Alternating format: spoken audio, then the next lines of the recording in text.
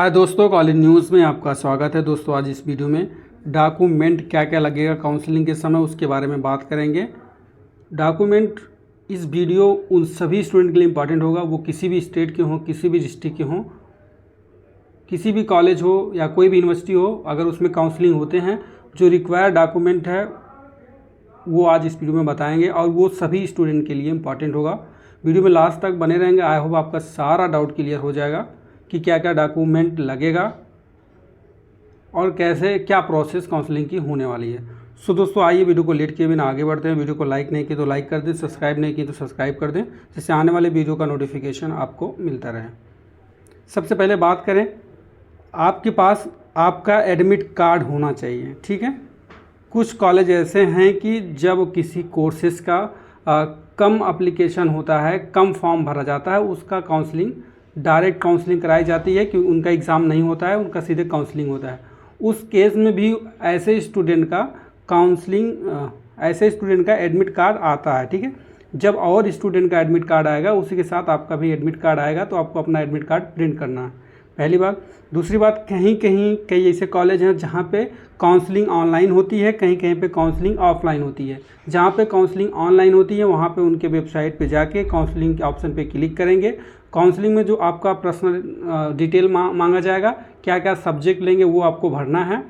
उसके बाद आप वहाँ से सबमिट करेंगे, पेमेंट करेंगे, वहाँ से आपका काउंसलिंग हो जाएगा। काउंसलिंग लेटर निकाल के फिर आपको कॉलेज में ले जाके सारा डॉक्यूमेंट जमा करना होगा ये। और जिनका ऑफलाइन काउंसलिंग होता है वो डेट दिया होता है, उस डेट पे आप कॉलेज में जाएंगे, वहाँ पे कई बोर्ड ऑफ मेंबर बैठे रहेंगे काउंसलिंग कराने वाले। वहाँ पे आपका डॉक्यूमेंट चेक करेंगे। उसके बाद आप वहाँ से आपको एक फॉर्म दिया जाएगा, फॉर्म भरेंगे, काउंटर पे फॉर्म जमा करेंगे। फॉर्म जमा करने के बाद आपको एक फ़ीस रसीद मिलेगी, उसके बाद आपका एडमिशन हो जाएगा। ठीक, ये प्रोसेस होता है। उसके बाद डॉक्यूमेंट की बात करें, सबसे पहले आपके पास आपका एडमिट कार्ड होना चाहिए। एडमिट कार्ड अब मस्ट है, वो आपको लेके जाना है।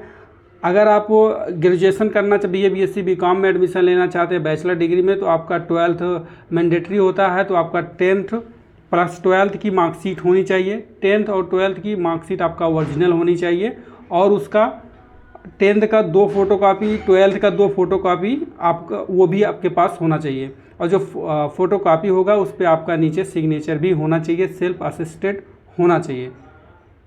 और जो मास्टर डिग्री या MA MSc MCom के स्टूडेंट, MA MSc MCom में आप एडमिशन लेना चाहते हैं, उसके लिए अगर काउंसलिंग में जाना चाह रहे हैं, डॉक्यूमेंट की ज़रूरत है, तो आपको आपकी एक जो मार्कशीट है वो बढ़ जाएगा। कौन सा? आपका बैचलर की डिग्री, जो भी आप अगर BA किए हैं तो BA की मार्कशीट, और BSc किए BSc की मार्कशीट, वो आपको लेके जाना है।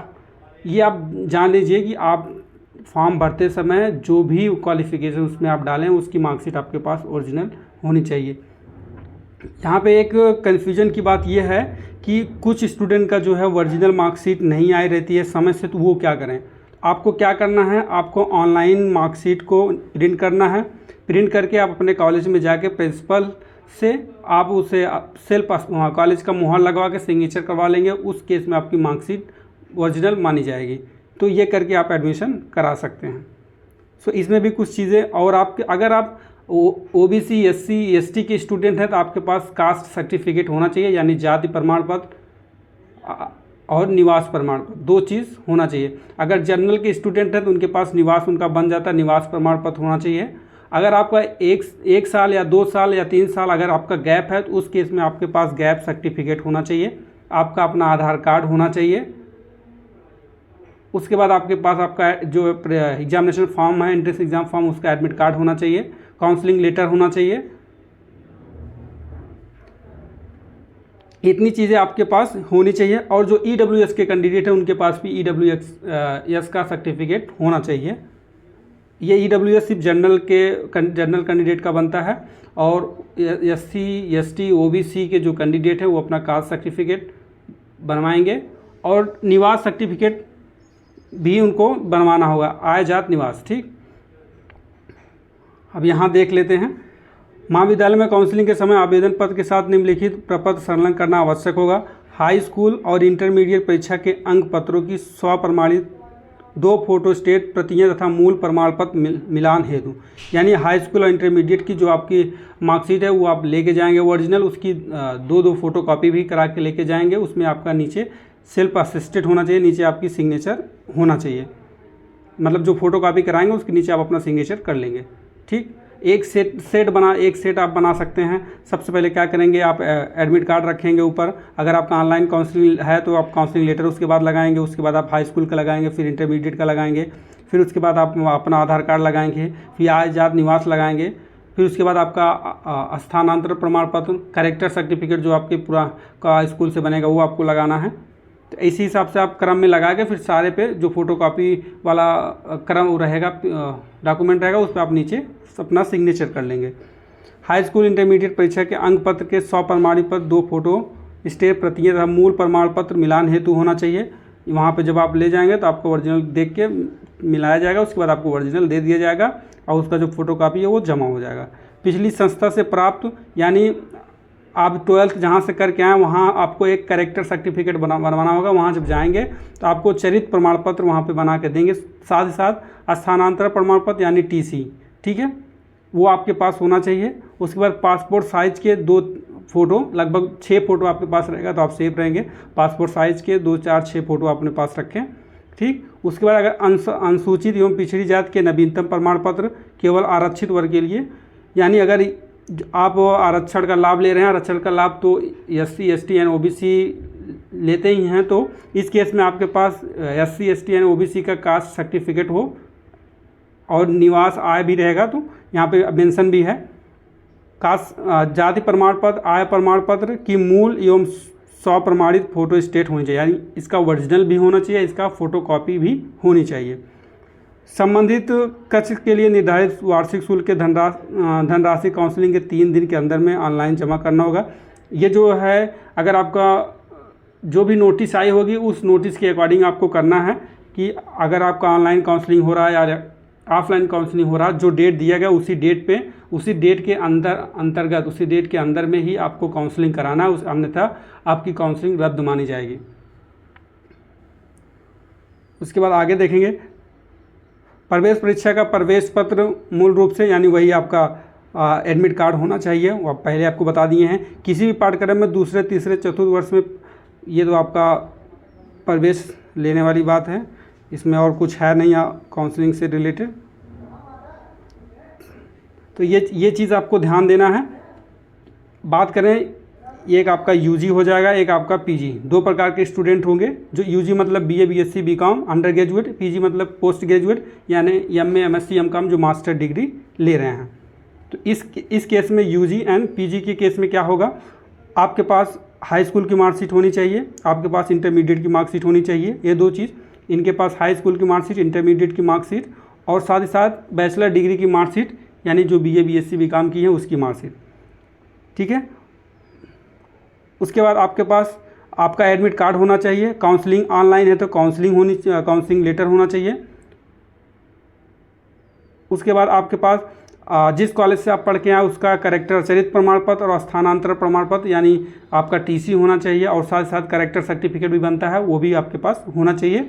पिछली क्लास जहाँ से आप पास आउट होके आ रहे हैं वहाँ से आपको बनाना है। इतनी चीज़ें आपको ध्यान देना है। फिर उसके बाद आपके पास कास्ट सर्टिफिकेट होना चाहिए, यानी जाति प्रमाण पत्र, आय प्रमाण पत्र और निवास प्रमाण पत्र। जर्नल के लिए जो EWS के कैंडिडेट हैं उनके पास EWS का सर्टिफिकेट होना चाहिए। उसके बाद अगर आप कोई वेटेज लगाए हैं, फॉर्म भरते समय कोई वेटेज अधिभार का लाभ ले रहे हैं, उसका भी सर्टिफिकेट आपका होना चाहिए। अगर आप फिजिकल हैंडीकैप हैं, आप फिजिकल हैंडीकैप उसमें किए हैं यानी स्वतंत्रता सेनानी से हैं, या आप विकलांग हैं तो उसका अगर उसमें चूज़ किए हैं तो उसका मार्कशीट आपके पास होना चाहिए, वो वहाँ पे चेक होगा। उसके बाद आपके पास फ़ोटो होना चाहिए। सारे डॉक्यूमेंट का, आधार कार्ड आपके पास, एक आपका आधार कार्ड भी लगेगा, सारे डॉक्यूमेंट का आपका फ़ोटो कॉपी कराना है। 2 सेट, कहीं 2 सेट लगता है, कहीं 1 सेट लगता है। आपको फ़ोटो कॉपी करा के एक साथ सब स्टेपलर कर देना है। उसके बाद आप सभी डॉक्यूमेंट के नीचे आप अपना सिग्नेचर कर देंगे। सबसे पहले आपको एडमिट कार्ड या काउंसलिंग लेटर लगाना है। उसके बाद जो फॉर्म मिलेगा कॉलेज से, फॉर्म को आपको भरना है, भर के लगाना है। उसके बाद आप हाई स्कूल का, फिर उसके बाद इंटरमीडिएट का लगाएंगे। अगर आप PG के लिए जा रहे हैं तो आप BSc का भी लगाएंगे। उसके बाद आप करेक्टर सर्टिफिकेट लगाएंगे, जो आप जहाँ से पिछला पढ़ के आ रहे हो वहाँ से आपका बन जाएगा। स्थानांतरण यानी टीसी आप लगाएंगे। उसके बाद आधार कार्ड आप लगाएंगे, आजाद निवास लगाएंगे।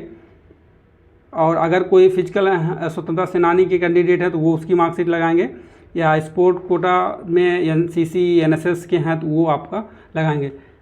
तो फॉर्म भरते समय जितनी भी डॉक्यूमेंट मांगा गया था वो डॉक्यूमेंट जो आप फिल किए हैं वो आपके पास होना मस्ट है। उसका ओरिजिनल फ़ोटोकॉपी भी और उसका फ़ोटोकॉपी भी दोनों आपके पास होना चाहिए। ये सारी चीज़ें हो जाएगी। उसके बाद काउंटर पर फीस आप जमा करेंगे। फ़ीस जमा करने के बाद आपको फ़ीस रसीद मिलेगी किसी कॉलेज में। उस फीस रसीद को ले जाके जिस विभाग में आप एडमिशन लिए उस विभाग में उस रसीद को चढ़वाना होता है कि हाँ हम इसमें ले लिए, मेरा नाम है। और किसी में रसीद कटवाने के बाद आप जा सकते हैं। तो ये चीज़ आप कंफर्म कर लेना काउंसलिंग हॉल से कि क्या कैसे होने वाला है। सो दोस्तों, आशा करता हूँ आपका सारा डाउट क्लियर हो गया। अगर कोई अभी भी कोई डाउट हो तो कमेंट बॉक्स में कमेंट कर सकते हैं, नहीं तो डिस्क्रिप्शन बॉक्स में जाके टेलीग्राम चैनल ज्वाइन कर सकते हैं, वहाँ से आप अपने क्वेश्चंस को पूछ सकते हैं। एक बात और, जो अदर स्टेट के स्टूडेंट हैं वो स्टूडेंट क्या करेंगे, वो अपना निवास प्रमाण पत्र उनके लिए मस्ट होगा, वो निवास प्रमाण पत्र बनवा के अपना ले आएंगे। और जो गैप वाले स्टूडेंट हैं वो गैप वाले स्टूडेंट अपना गैप सर्टिफिकेट भी बनवाएंगे। गैप मतलब जिनका इंटरमीडिएट 23 में हुआ है या 22 में हुआ, 21 में हुआ है, वो फॉर्म डाले हैं तो उनका गैप सर्टिफिकेट लगेगा। गैप सर्टिफिकेट जो है आपको तहसील में या आपके ब्लॉक पे बन जाएगा, वहाँ जाएंगे या दीवानिया कचहरी में तो बन जाएगा। वहाँ जाएंगे, आपको बताना है कि एडमिशन के लिए मुझे गैप सर्टिफिकेट बनाना, ऐसी बात है तो वो बना देंगे। सो दोस्तों इतना ही। जय हिंद, जय भारत।